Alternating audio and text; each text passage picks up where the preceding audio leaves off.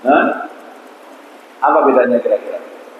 Kenapa kok enggak siapa yang berdoa kepadaku aku ijabah? Tapi ada redaksi siapa yang meminta kepadaku aku kasih. Ada beberapa penafsiran antara meminta dan berdoa. Pertama, kalau berdoa itu urusan akhirat. Kalau meminta itu urusan dunia. Masuk surga itu, minta masuk surga itu termasuk minta apa? Doa. Doa. Minta dihindarkan dari neraka. Doa apa? Minta. Doa. Minta naik pangkat. Doa apa? Minta. Naik pangkat itu apa? Minta apa doa? Minta. Minta terpilih jadi gubernur atau wakil gubernur. Minta. Jodoh, aku berdoa minta jodoh, aku minta jodoh, bahasa yang baik. Jodoh itu urusan dunia atau urusan akhirat? Jelas dunia lah, walaupun efeknya akhirat gitu. Tapi ya dunia. Pokoknya begini Pak, apa sih bedanya dunia sama akhirat? Urusan minta atau doa ini? Kalau dunia itu Pak, bisa dirasa, bisa didengar, bisa dilihat. Istri itu bisa dirasa enggak? Enggak bisa. Berarti istrinya itu makhluk gaib. Ya mesti sakit Pak dirasa. Memang nikahnya dengan siapa? Nyiblorong. Orang minta dunia ketika malam terakhir sama Allah. Dikasih. Asal permintaannya ini wajar gitu. Asal permintaannya ini wajar. Terus kedua tafsirannya, doa itu jangan jam. Kalau agak pendek. Walaupun dunia misalkan Pak ya. Anaknya masih bayi tapi doa Allah jadi anakku soleh doa. Tapi misalkan sekarang ini butuh uang ya Allah, saya minta uang ya Allah, berikan saya uang ya Allah, dikasih. Makanya kalau sekarang kita ini berdoa, setelah sholat berdoa, setiap hari berdoa, kok masih terasa belum dikabul ya, dia ganti waktunya Pak, pindah ke sepertiga malam terakhir. Ini jaminan mutu dari Allah. Jadi siapa yang berdoa kepadaku, aku ijabah. Siapa yang minta kepadaku, aku kasih. Dan siapa yang mohon ampun kepadaku, aku ampun dosa.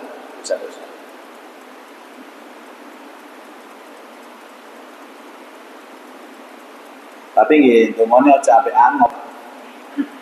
Kadang-kadang nguantuk mangga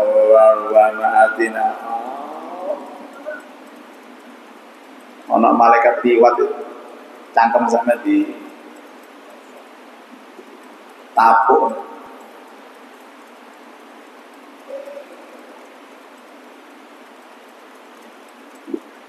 Wa fi riwayat Muslim, dan riwayat Muslim hampir sama redaksi hadisnya.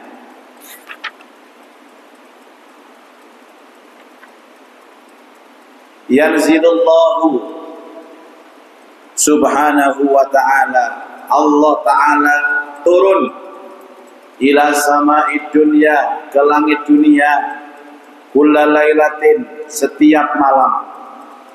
Begini Bapak Ibu, jangan mengilustrasikan kalau ada hadis Allah Ta'ala itu turun di sepertiga malam, kemudian berarti Allah itu kalau siang nggak pernah turun ya.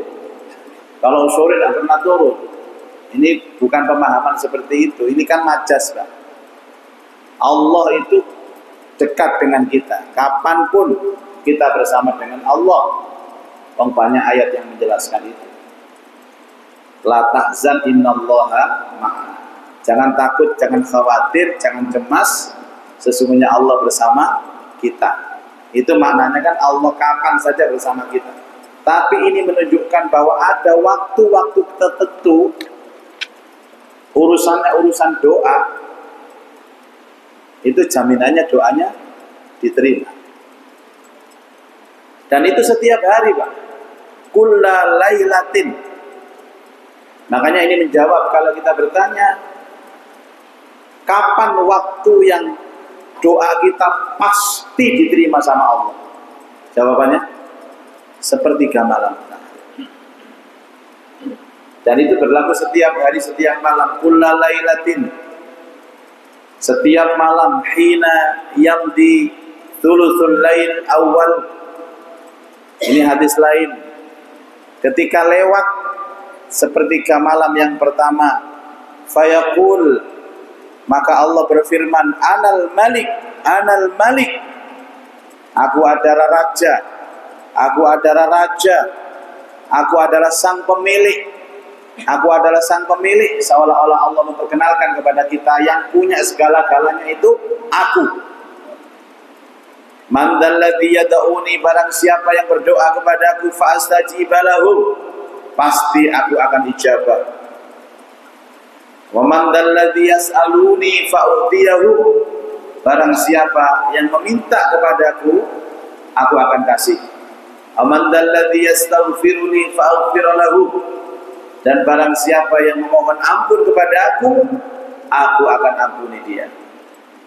Fala yazalu kadzalika hatta yudhi'al fajr, dan itu berlangsung dan tidak hilang sampai terbitnya fajar, sampai bersinarnya fajar. Au fi riwayatin, di dalam satu riwayat, idza madha syatrul laili au thulutsah, ketika lewat separuh malam atau sepertiga malam. Apakah kemudian doa setelah Isya itu enggak dikabul, Pak? Dikabul. Tapi jaminan doa yang paling terkabul ya doa setelah tengah malam. Ya memang ini tidak bisa dilogikakan, Pak. Tapi ya kalau pakai logika beginilah kita. Ada pembagian roti, ada pembagian kue. Seperti apa pemainnya bagi-bagi kue. Biasanya, kapan itu Bapak Ibu? Ada pengajian di, Masya Allah, di mana itu? Di, ya Allah, Kebraon. Hujan, tapi sisa itu hujan. Kapan itu kan? Sehingga undangan yang semestinya 150, yang datang cuma 60. Yang datang cuma 60. Saya ceramah saya begini, alhamdulillah. Tadi katanya panitia yang diundang itu 150, tapi yang hadir itu hanya 60. Saya bersyukur kepada Allah. Loh, kok bersyukur, Pak? Yang datang sedikit? Ya, karena saya tahu jajan kotaannya 150, karena yang datang cuma 60, nanti orang satu dapat 2 kotak. Alhamdulillah. Jadi pengajian itu, Pak, kalau kita itu hatinya enak, sing teko akeh senang, sing teko dikit senang. Kalau yang datang banyak kelihatan syiar masjidnya. Kalau yang datang sedikit, pembagian kuenya itu pasti banyak. Coba ini kalau hujannya sebelum maghrib, yakin tidak ada yang datang ke masjid. Sehingga yang datang itu hanya pemakmur saja, mungkin 5 orang. Padahal tuku jajan roti ini 50 roti, jadi masing-masing dapat 10 roti. Sama dengan tahajud. Yang minta atau yang berdoa di sepertiga malam atau separuh malam terakhir itu banyak atau sedikit? Banyak atau sedikit? Sudah jelas jaminan pasti dikabul sama Allah. Yang minta juga sedikit. Jadi bagiannya banyak. Jadi saya punya 2. Satu doa hari tahajud. Saya tahajud itu jam 1 selesai subuh. Tapi setelah sholat subuh tidur. Yang satunya nggak pernah tahajud. Tapi setelah sholat subuh dia ya masih doa, masih zikir. Nah, paman yang kedua ini selalu mengolok-olok paman yang pertama. awakmu iki turu mari subuh gak keduman rezeki. Gak keduman rezeki. Apa kata paman yang satu? Wis tak jaluk mabengi. Pohon sing telat kan rezeki. Sebenarnya dua-duanya ini keliru, Pak. Masih tahajud itu mari subuh aja turu dhisik. Tunggulah sampai matahari terbit baru tidur. Karena habis subuh itu juga waktu yang barokah gitu. Tapi yang barokah lagi bangunnya sejak tahajud, sholat subuh, setelah sholat subuh masih bangun sampai fajar baru tidur. Karena Rasulullah SAW juga pernah berdoa yang viral itu Pak ya, doa yang terkenal. Allahumma barik li ummati fi bukuliha. Ya Allah berkailah umatku pada waktu paginya. Jadi yang satu senang tahajud setelah subuh tidur. Yang satu nggak pernah tahajud tapi sholat subuh setelahnya doa dan zikir. Gimana sikap kita Pak Bu? Kita mix dari dua orang ini Pak. Tangi mulai tahajud, mari subuh gak tuh. Makanya pilihan tahajud itu dua. Bisa separuh malam, bisa sepertiga malam. Bagaimana Rasulullah Pak? Rasul itu malah tidurnya menjelang subuh. Jadi tahajud selesai tidur Pak Nabi. Tidur Nabi sampai menjelang adzan subuh. Bahkan sering dibangunkan oleh Bilal. Fajar ya Rasulullah, fajar. Subuh Nabi subuh. Subuh Nabi subuh. Jadi Nabi itu dibangunkan oleh Bilal. Jadi jangan dikira Pak Nabi itu kemudian bangun sendiri, nggak pernah capek, nggak pernah ngantuk, sakti mandraguna. Enggak. Nabi seperti kita, manusia biasa.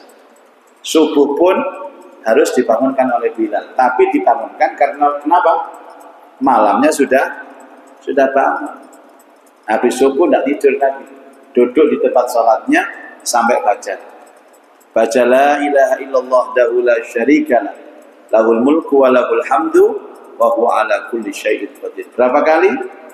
100 kali. Tambah subhanallahi wa bihamdi. Berapa kali?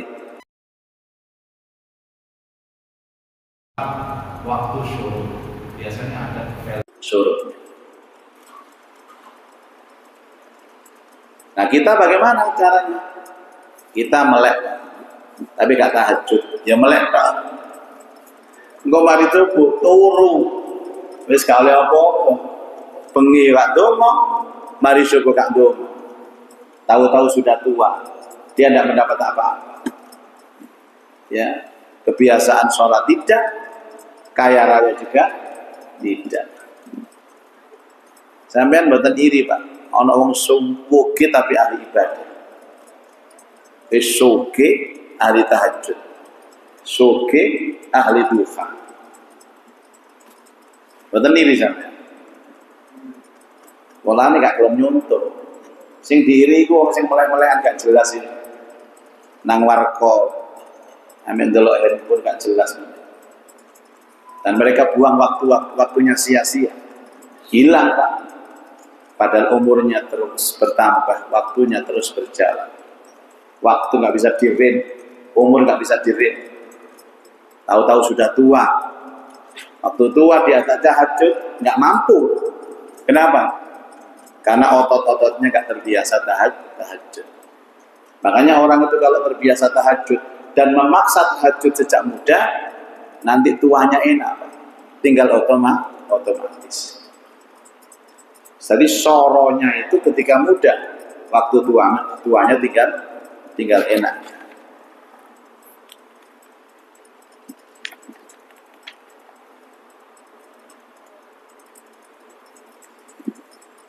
Berikutnya diriwayatkan dalam Sunan Abu Dawud dan Tirmidzi dari Amr bin Absah radhiyallahu anhu. Dia mendengar Nabi sallallahu alaihi wasallam bersabda, "Aqrabu ma yakunu ar-rabbu minal abdi fi jawfil lailil akhir. Fa in istata'tu an takuna mimman yadhkurullah ta'ala fi tilka as-sa'ah fakun." Aqrabu ma yakunu ar-rabb minal abd. Waktu yang paling dekat antara Tuhan dengan hamba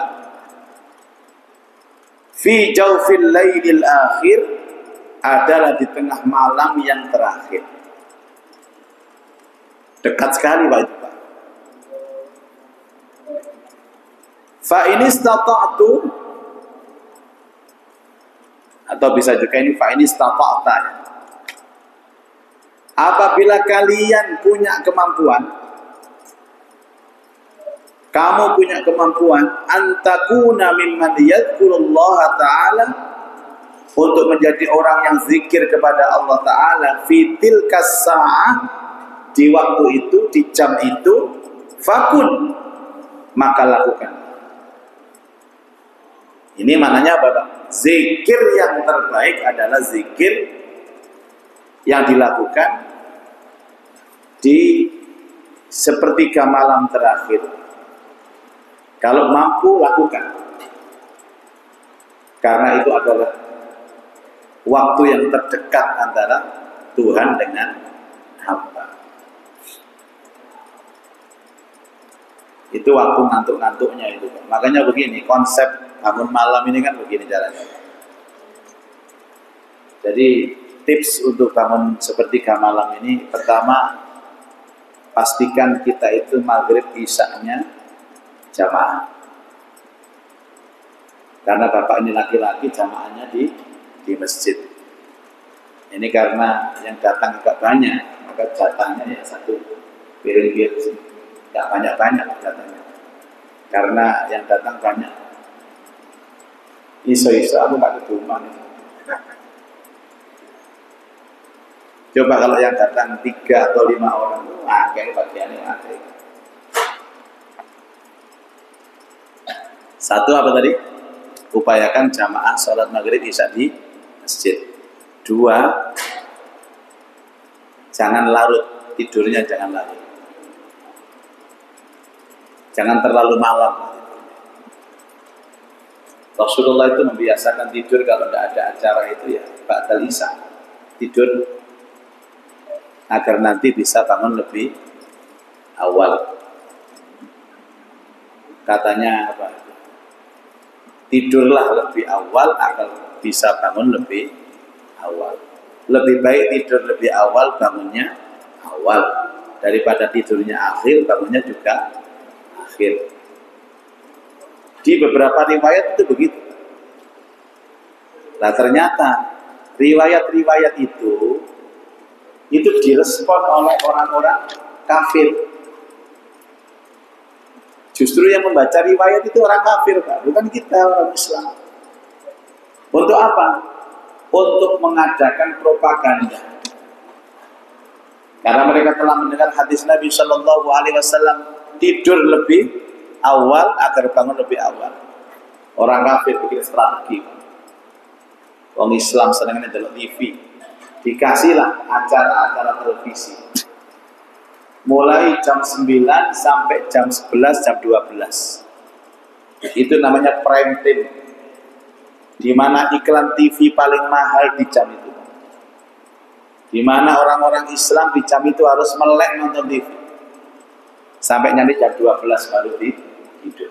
Saya mau tanya, kalau ada orang tidur jam 12, kira-kira jam 2 bangun itu ndase ngeluh apa enak? Jelas. Ngomong ngeluh tapi dibaleni mana ini? La haula wala quwata illa billah. Kok panjenengan, Pak? Makanya saya ini kadang-kadang heran konsep pengajian umum itu bagaimana? Kapan itu pengajian umum, Pak? Saya tanya panitia, Pak, saya nanti tampil jam berapa? Pokoknya Pak Yai datang jam 10. Karena paling cepat tampilnya 10:30. 10:30 taruh paling cepat ceramah 1 jam. Padahal pengajian itu nggak mungkin 1 jam, 1,5 jam lah, cepat. Jam 12 antara dia mau coba. Jam 12 selesai ramah-tamah, makan-makan, 1/2 jam, 1:30 baru keluar dari majelis. Perjalanan sampai Surabaya 1,5 jam. Terus meleset dulu tahajud. Bener tahajud Pak, tapi tang gas. Dan pasti tidak mungkin dia baca ayat agak panjang, geluyur. Nah, ayat itu muter gak karu-karu. Wal asri keliru watini keliru wal asri. Gak bisa Pak, makanya tahajud itu bukan ibadah biasa, ibadah yang perlu manajemen. Perlu diprogram, dan programnya itu harus mulai siangnya itu Pak. Nanti malam saya tahajud, bagaimana kegiatan siang saya? Ditotok. Nggak banyak makan sambel. Bener Pak, kadang-kadang bangun malam, tapi bala-bala yang gede, nopo ngurus. Beda dengan ibadah-ibadah lain malam itu.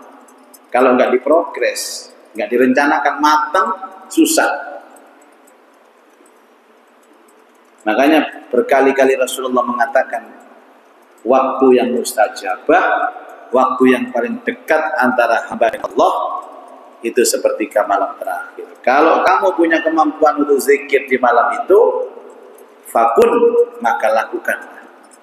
Itu momentum yang mahal dan tidak semua orang bisa, tidak semua orang mampu. Makanya kalimat Rasul, fa in istata'ta, jika kalian mampu. Berarti kan banyak orang yang tidak mampu. Baik. Diriwayatkan dalam Sahih Muslim dari Jabir bin Abdullah radhiyallahu anhu. Jabir mengatakan, aku mendengar Nabi Shallallahu Alaihi Wasallam mengucapkan,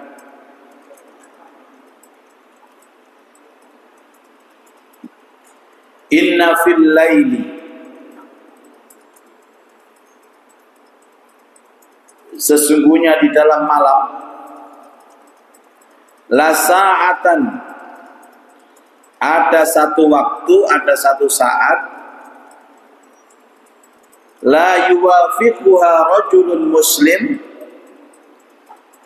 yang bertepatan dengan seorang laki-laki muslim, yas'alullah ta'ala khairan, memohon kepada Allah tentang kebaikan, min amrid dunya wal akhirah, dari urusan dunia maupun urusan akhirat, illa a'tahullahu iya, kecuali Allah akan memberikan atau mengabulkan semua permintaan dia.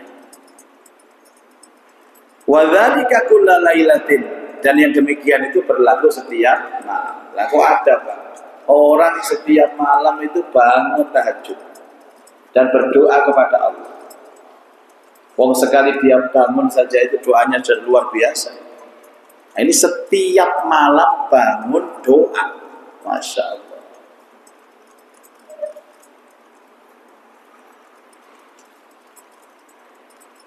Kira-kira berat mana Pak? Bangun malam itu ketika punya istri sama tidak punya istri? Halo? Jawabannya aku paham. Bodoh berarti. Hanya apa Pak ini Pak? Afdhalus salat ba'dal maktubah salatul lail. Sebaik-baik salat setelah maktubah itu salat malam. Seandainya ada bonus atau hadiah salat malam itu dinampakkan sama Allah. Oh, sudah. Memang kita ini butuh motivasi sing langsung. Makanya ada pengajian di daerah sepanjang ke sana itu. Subuh kapan hari itu Pak? Masjidnya penuh. Jadi masjidnya cukup besar begini. Itu penuh Pak, Bapak Ibu penuh subuh. Ya hampir seperti sholat Jumat. Saya salut. Ternyata takmirnya kreatif. Jadi undangan untuk safari subuh itu benar-benar dimodifikasi yang bagus, model undangannya bagus, walaupun difoto via WhatsApp, tapi modelnya bagus, disetting bagus. Hadirilah pengajian sholat subuh berjamaah dan pengajian umum dihadiri oleh sebut nama saya. Terus ternyata ada bawa keterangan-keterangan, disiapkan sarapan pagi. Itu menunya ditulis, Bapak. 1 sop kultur, 2 rawon iga, 3 pecel tumpah, 3 pilihan. Itu dikasih kurung, seret, boleh ambil semuanya. Singgerakan sih semangat. 3 kurung mana? Jika ada tersisa, boleh dibawa pulang. Sudah. Terus ada NB lagi. Disiapkan cek darah gratis. Disebutkan kalau ke lab biayanya 250, untuk besok gratis. Terus ada lagi disiapkan voucher belanja masing-masing 100.000 rupiah. Ya gak salah, pakai itu luar biasa. Jadi takmirnya ini menggait sponsor-sponsor. Yang voucher itu disponsori oleh supermarket besar di daerah sana. Jadi nggak bisa diuangkan, tapi harus ditukar dengan sembako atau dengan 100.000. Luar biasa. Dulu saya pernah di Semarang, sudah lama Bapak Ibu. Itu di depan masjidnya ada motor baru, motor Pak, dikasih pita, ya kan? Padahal biasanya nggak ada di depan masjid, ada motor dikasih tenda, dikasih pita, itu kan hadiah. Yang ada biasanya di depan bank. Kalau depan bank kan banyak, tapi itu di depan masjid. Waktu pengajian subuh di sana itu, saya tanya, Pak ini apa Pak? Ini motor ini Pak. Ini hadiah Pak Ustaz untuk jamaah teladan. Maksudnya teladan itu apa Pak? Standarnya apa? Dia yang absen subuhnya selama setahun itu terbanyak. Dan ini waktunya pengundian, insya Allah akhir bulan ini. Makanya kita rilis motornya sudah kita tampilkan. Lah terus, cara tahu absen jamaah ini bagaimana? Sudah kita siapkan mesin cekok. Nanti kalau masuk ceklok, keluar lagi ceklok. Pokoknya itu pabrik, Pak. Luar biasa. Dan betul, jamaahnya membludak. Ya hanya kepingin sepeda motor. Apa salah Pak takmirnya seperti itu? Enggak, malah benar. Malah benar itu. Daripada kemudian sudah masjidnya nggak bagus, banyak peraturan, banyak larangan, karena hadiah misalnya. Tapi ini kan nggak diumumkan Pak, ini ada jajan ini. Ya masuk jajan, ada tahu isi, ada gedang goreng, ada ote-ote, wisin, yo, ayo Pak, ngaji Pak. Nanti, apa ote-ote ini? Cek murai pengajian. Oh, Mbak Dini kayak NB siapkan goreng. Betul-betul begini. Tapi yang sudah terbiasa Pak, sudah merasa. Makanya kalau sudah akhir-akhir mau isya itu mesti keliling romo. Ono tak terpal tinten di sana. Dan pancaran wajah orang yang tahajud itu beda, Pak. Beda. Bukan wajahnya bersih secara fisik ya, tapi auranya berbeda. Jadi mereka itu Pak, kalau setiap malam bangun, nabung bangun kan. Misalkan satu malam mereka bangun, doa sholat, auranya masuk lagi. Doa sholat lagi, auranya masuk lagi. Doa sholat. Bayangkan kalau dia itu selama setahun full tiap malam ketika malam. Orang yang seperti ini orang yang luar biasa, luar biasa. Kayak sama macam-macam sama dengan rupa ini. Kisah diaminkan malaikat, arasnya bergetar. Lalu opo dituruti oleh Allah. Rasane gedang goreng ode-ode tau isi. Lian-liane kaya donga sing wong Madura iki. Allahumma pacilu ya Allah. Allahumma pacilu ya Allah. Terakhir Allahumma fortuna ya Allah. Allahumma lexus ya Allah. Allahumma fil fire ya Allah. Terakhir kata-kata dia seneng motor gede. Allahumma Harley Davidson ya Allah.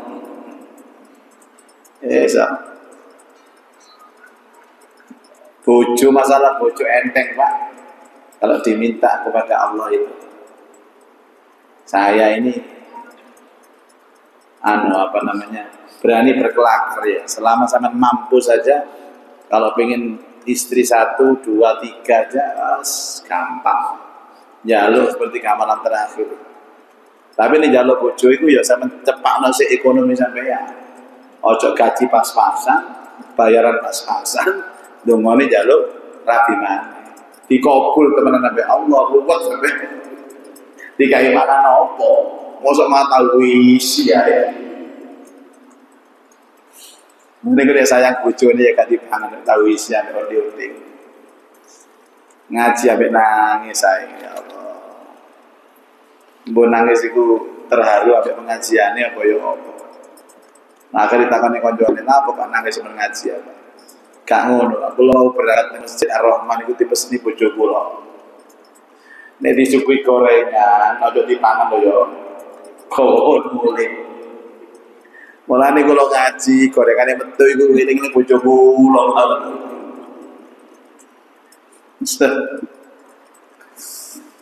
Iki ya apa rek liyane dipangan kabeh wareg kok mulai.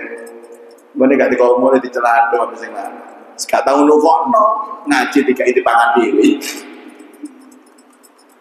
Mungkin anda Pak, kadang kula sampean pondok. Bojo sampean sampean kai kadang ya. Kula sing dicelado bojo kula.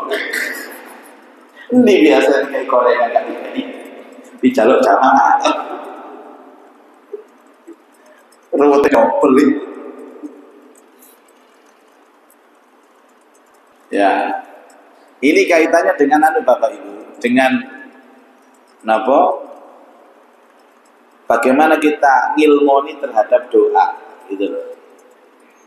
Jadi kalau misalkan Pak, ada orang yang setiap sepertiga malam bangun doa kok sampai sekarang kok kelihatannya nggak diijabah doanya sama Allah Pak. Nah itu kaitannya dengan ilmu Pak, ngilmoni tentumu. Ada 3 kemungkinan. Pertama, doanya dikabul sama Allah, langsung cash, kontan. Atau doanya ditunda sama Allah. Atau Allah memberi dia pemberian yang lebih baik daripada yang dia minta. Jalur kan lepas ciru. Yo ojo nyebut nama saya akeh yang diberi maciri. Prauto. Kayak bisnis bisa. Jadi bisa jadi Allah memberi sesuatu yang lebih baik dari yang dia minta. Karena Allah lebih tahu urusannya. Allah lebih tahu hajat dan kebutuhannya. Sama jaluk jodoh misalnya ketika jodoh, ya mungkin kok suwe-suwe ya di akhir-akhir hidup oleh rondo. Soge. Banyak faktor Bapak Ibu. Yang jelas jaminan Allah, siapapun yang berdoa di sepertiga malam terakhir itu pasti diijabah. Waktu yang paling dekat antara Tuhan dengan hamba sepertiga malam terakhir.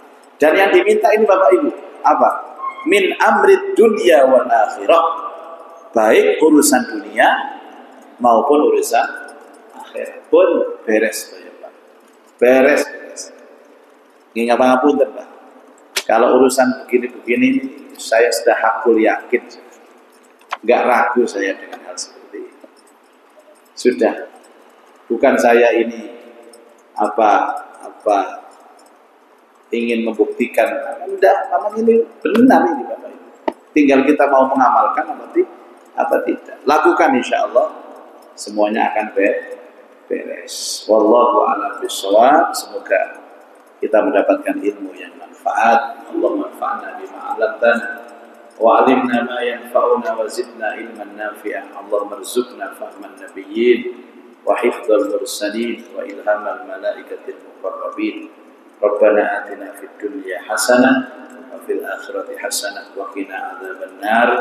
Wa sallallahu ala sayyidina Muhammad wa alihi wa sahbihi ajma'in. Walhamdulillahi rabbil alamin. Subhanakallahumma wa bihamdika asyhadu an la ilaha illa anta astaghfiruka wa atubu ilaik.